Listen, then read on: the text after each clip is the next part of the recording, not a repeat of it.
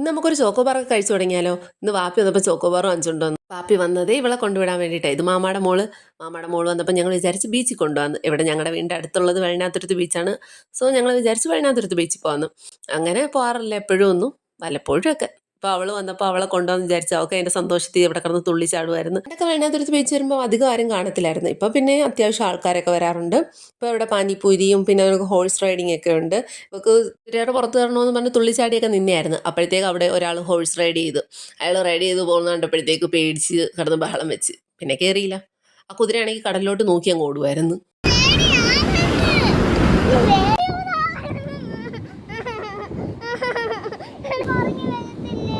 ഞാൻ കുറച്ച് നേരം കുതിര ഓട്ടിക്കുന്ന കണ്ടും കടലിൽ ഇങ്ങനെ തിരമാല വരുന്നതൊക്കെ കണ്ട് കുറേ നേരം അങ്ങനെ നിന്നു. ഈ കാല് നനയ്ക്കുന്ന എനിക്ക് ഭയങ്കര പേടിയാണ്. പേടി തുടങ്ങിയത് ഇപ്പോഴൊന്നും അല്ല.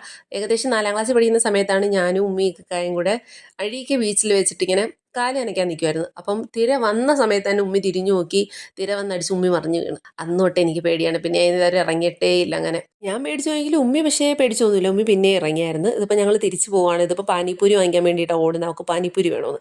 അത് നമ്മൾ പാനിപ്പൂരി വാങ്ങിച്ചിട്ടുണ്ടായിരുന്നു. അതേപോലെ തന്നെ കടല വേവിച്ച് ഈ സംഭവം വാങ്ങിച്ചിട്ടുണ്ടായിരുന്നു. അതിൻ്റെ പേര് എനിക്കറിയത്തില്ല. നമ്മൾ കുറച്ച് നേരം അവിടെ നിന്ന് കാറ്റൊക്കെ കൊണ്ട് അതൊക്കെ കഴിച്ചിട്ട് പതുക്കെ വീട്ടിലോട്ട് പോകാമെന്ന് വിചാരിച്ചു. വെള്ളനാതുരത്തായതുകൊണ്ട് തന്നെ ഇവിടെ ഡ്രഡ്ജിങ്ങിൻ്റെ സ്ഥലങ്ങൾ കൂടുതലും കാണാൻ പറ്റും. ഇന്നത്തെ വീഡിയോ ഇത്രയേ ഉള്ളൂ. അടുത്ത വീഡിയോ ആയിട്ട് കാണുന്നവരേക്കും ബൈ.